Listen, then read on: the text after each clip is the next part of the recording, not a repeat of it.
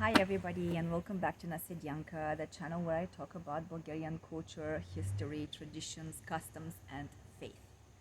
So I am going to talk to you today about Svetchi Ioan Koukouzelis, Koukouzel, or in English you guys might say Saint John Koukouzelis. We say Svetchi Ioan Koukouzel.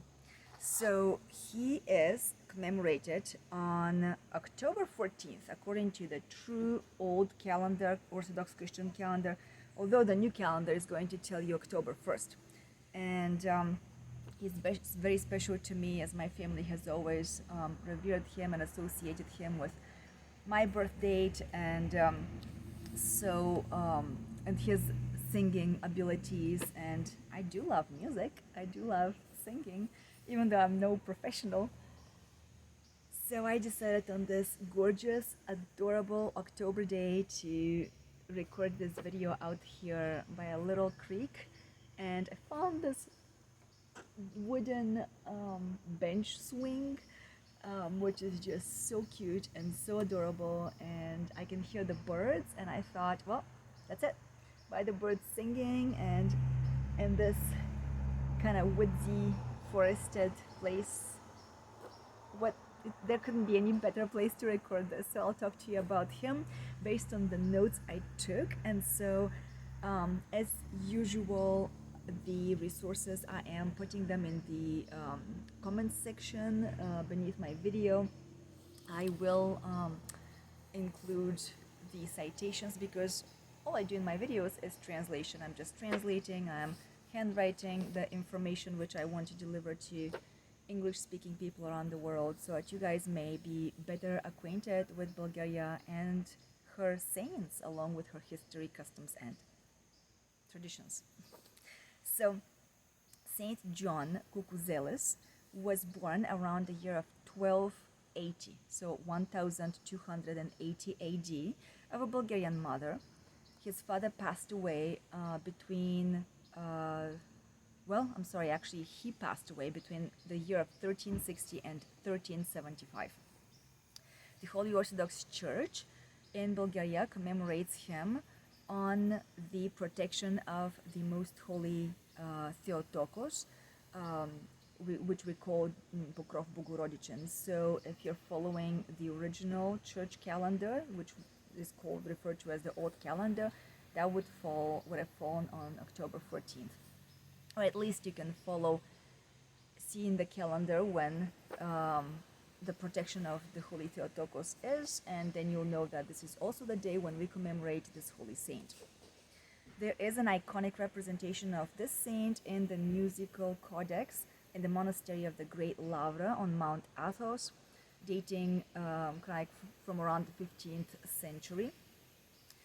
He was called a magistrate of the magistrates, magister na magistrite, as we say in Bulgarian language. He was first among the emperor's singers in Byzantium. He sang gently and with a magical soothing of the voice, with which he called or invoked and beckoned all to purity and humbleness. He was a true spring, or you guys might say source of music, as old scrolls write about him in further detail. The bibliography, as we say, Jitie, or the life story of this saint, was composed toward the end of the 14th century. A copy of it is preserved in the National Library that's called Saint Cyril and Methodius, or Saint and Saint Cyril and Methodius, in Sofia, Bulgaria.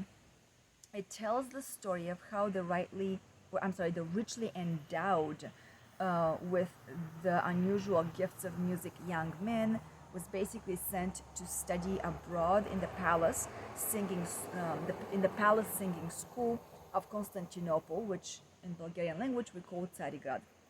So there, in that place, he soon became the favorite of the emperor. However, the saint desired to break away from worldly concerns and to serve the Lord in silence, which we call bezmovie. It literally stands for silence, but it is composed of two words, as bez means without, and movie means to talk, so without talking. So he secretly ran away and he hid in the monastery Saint Athanasius on Mount Athos. He presented himself as an uneducated shepherd, and there the abbot entrusted him to the monastery's flock. In other words, the abbot allowed him to take care of the sheep. Once a monk who lived or dwelled nearby actually witnessed this wonderful, or I should say wondrous, uh, singer. His singing, he was he basically was the singing shepherd alongside with goats that instead of grazing on the pasture watched him as though they were rejoicing, um, like enjoying this angelic voice. The emperor learned where the saint was situated, and once again he insisted on inviting Saint John to sing for him. Nonetheless, the saint declined this offer and he preferred to remain in the monastery. It is there where he actually created his immortal pieces of work, which are called, now let's see how I'll translate that in Bulgarian language. One of them is called Полиелей на българката. In English, that would be like Polyeleas to the Bulgarian woman, which he actually dedicated to his mother. Another one was called the Antiksantar. We call it Antiksantari. Another one was Gulamuto Iso, or you guys might say the Great Iso. Another one was called the Cherubic Song, and he had other works as well.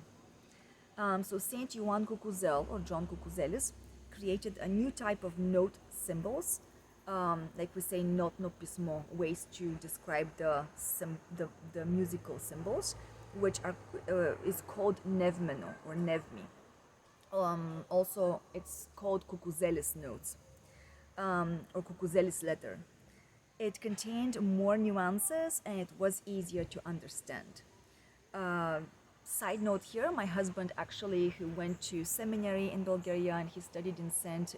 Ivan of Rila, he actually was taught this particular letter or these notes, Nevmi, and it's really beautiful to hear stories from him about discussions that they have held in that seminary during classes.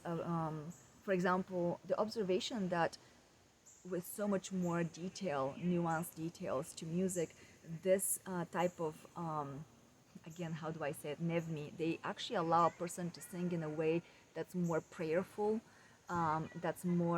that touches the emotions more deeply, and this is something that I could talk about in the future and another time, but kind of like it awakens the energy, so to speak. Now, the energy is another very commonly misunderstood term, so I'm just gonna leave it with this and let you guys dwell on the concept that there is a way to use music to awaken our senses and to pray more deeply. Understandably, many of his musical compositions remind of the traditional Bulgarian chants. Bulgarian music is very peculiar and extremely rich. When I was a kid, they used to always teach us the tacts, the rhythms in school. Even though they taught us, it was very difficult for me to, learn. It's very rich. Every single region on top of that has numerous diversities, I should say, and expression in the style of music. To this date, Saint John Koukouzelis music sounds just like a first prayer. Like in Bulgarian language, we would say prvo molitva, like the first thing you would say prayer-wise, for all who perform and value it. The saint is typically depicted on icons in the Middle Ages style of clothing, surrounded by so-called nevmi, again, those types of notes that he invented. The musical note symbols, again, like I just tried to explain. On those iconic images or depictions, the nevmi, the symbolic symbols, the music symbols, sprout, or they kind of like spring out from beneath his feathered pen. This image is being preserved also to this date in a shrine or a sanctuary in the library of the Great Lavra on Mount Athos. So here I'm going to go in a little bit more detail about his life. This was a short synopsis, but let's actually explore in a little bit more detail. So some of this may repeat what I said, but again, it's just gonna draw it a little bit deeper. I thought that it would be important to include a few extra stories about his life, which I found on the Bulgarian Orthodox Christian websites. So one of those points here is that he did live in the 12th century and he was Bulgarian by origin. He was born in the city of Dirahia, today Durazzo. He expressed and kind of poured his grief over missing his mother, whom he left as a widow in order to go to Constantinople. In other words, he had to immigrate to a foreign land and study there. So he was missing his mother as well as his motherland, Bulgaria. This is very unique for us Bulgarians. I would say most of us are very familiar with this sentiment. Myself, definitely. Many people abroad have asked me questions, seeming to not understand this, and I get it. It's hard to understand, but coming from a country that has thousands of years of history, traditions, and faith, it's ingrained in our DNA. So yes, I love my motherland, absolutely, definitely. It's deeply ingrained in my soul heart, and absolutely, I miss my relatives in Bulgaria, even though I live abroad, which is also what my relatives have done in the past. Now, I have met many sweet, precious people abroad, and I love them, but that does not replace my love for my motherland. So I was really delighted to learn that Saint John Koukouzelis had similar experience as a Bulgarian. It is a mark of Bulgarians. He was bored with the vainglory of the worldly life, secular life in the capital city. So he left for Mount Athos secretly from the emperor because the emperor liked his singing and he wanted really Saint John to sing, perform for him, to work for him. The brothers at the monastery thought that he was a poor, simple, uneducated man, and they gave him the job of a shepherd. So later, when they learned of his outstanding musical gift, they actually transferred him to monasticism. As a monk, this venerable saint, John, built himself a cell outside of the monastery, like a dwelling.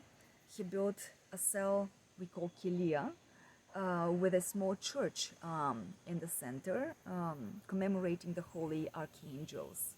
And we know the archangels are associated with singing to God. So there he would spend the first 6 days of the week in contemplation alone, uedinenie, as a hermit in a way, in English you guys might say. And then on Sundays and on holy days he would visit the central church, attending the services, of course. This is the only place where we can partake of the holy body and blood of Christ, so this is what this is relating to. There he would also sing or chant in the right kleros, right being like to the right side of Desnia Kler. I'm just translating word for word for you guys.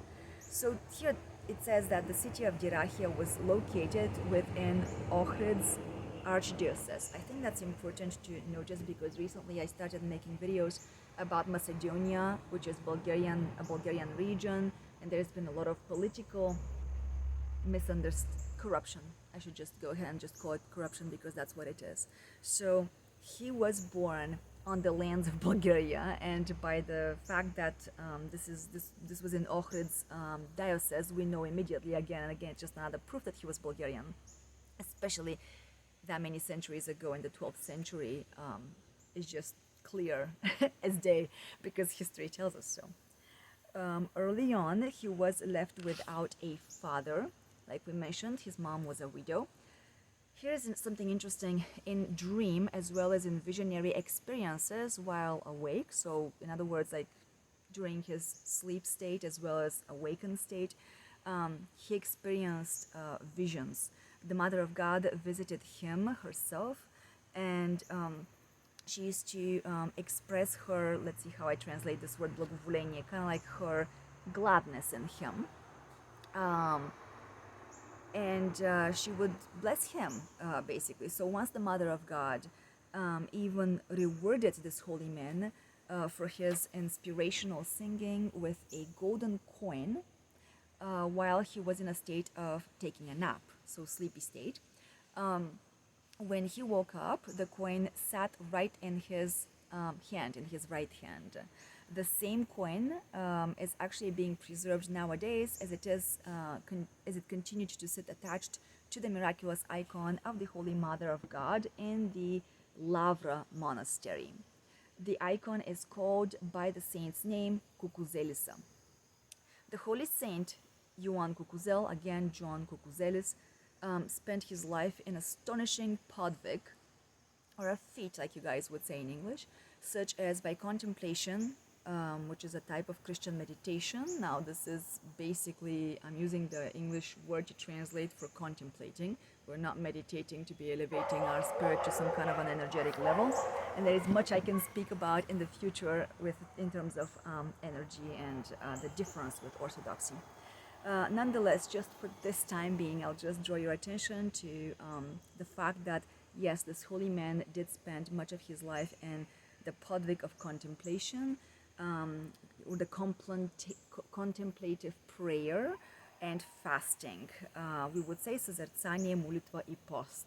Sozercanie is when you focus your gaze, your mind on contemplatively on prayer, like the Jesus prayer, for example, when you spend your life or time in prayer, and post means fasting. So he was also honored or dignified to foresee with, he was basically dignified with a foresight. God gave him the foresight, like clairvoyance, right, of his own death, like we say conchina. So he basically said farewell to the brothers, and I'm gonna pause here for this word, prostilse. This is a curious word in the Bulgarian language. I do find a lot of depth and spiritual meaning in those words, so you guys notice I'm pausing for commentary here and there. Again, the word in Bulgarian language refers to the saying goodbye with forgiveness. It's a sacred act. And forgiveness, unlike many of my counterparts here in the Western world where I'm living, who tend to associate forgiveness with forgetting, we Bulgarians very deeply and honestly know that forgiveness is not forgetting. Forgiveness is the act of carrying truth.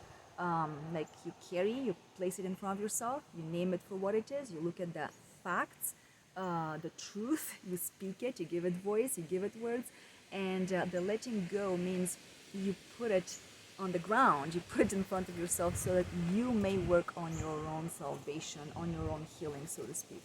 It's a very complex act, and I just want to mention this because I'm very familiar with a lot of misunderstandings in the West. So Saint John Koukouzelis partook of the holy mysteries of the body and blood of Christ.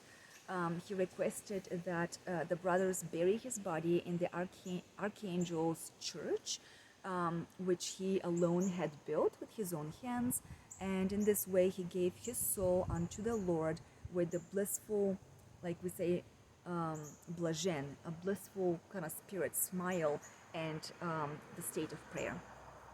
He passed away on October 1st, which again, according to the old calendar, falls to be October 14th. This was the day of the protection of the Holy Mother of God, the Theotokos, Bogorodica. Bogorodica literally means the one who gave birth to God. Bog is God, Rodica is a woman who gives birth. So the Holy Orthodox Church has canonized him as a saint. They are composed, or how can I say, there is let's see how I translate this here.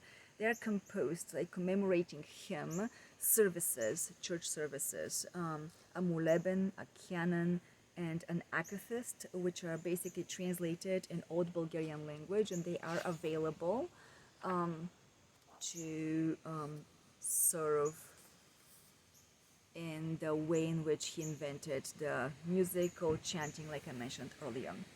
So with this, I'm going to end here and let you guys ruminate on this, rumble or contemplate, if you will.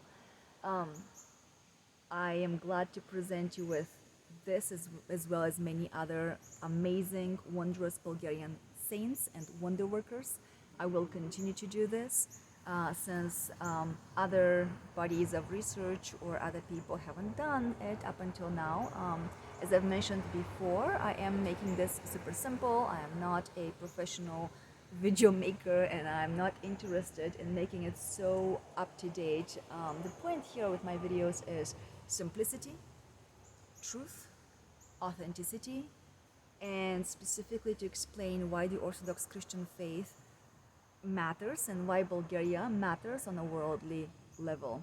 I know that this has already brought up a lot of stirred up drama and questions. It's understandable due to lots of propaganda, and communism did not do us good. Bulgaria did survive communism as well as many other corrupted rules in her history, and I will continue to do this as best as I can. I am employed as a full-time employee and I work in a completely different field, so bear with me. If you are interested in this, that's really what you're going to get from this channel, so I invite you to subscribe. And if you're not interested in this, just know that I respect you as you are, and I wish you everything the best. You don't have to torture yourself with following a channel that upsets you. With this, I hope that this finds you well. I hope the rest of your day goes well. Do enjoy the nature wherever you are around the world. Feel free to comment and leave ideas in the comment sections for future videos, and anything that brings up curiosity for you. Like I said, I do have a different job. It does take me a long time to prepare those, but I take note of them and I will eventually have them in my little magic book, handwritten, and I will share them with you guys. So with this, thank you so much. I hope that the rest of your day and week goes well. Bye bye.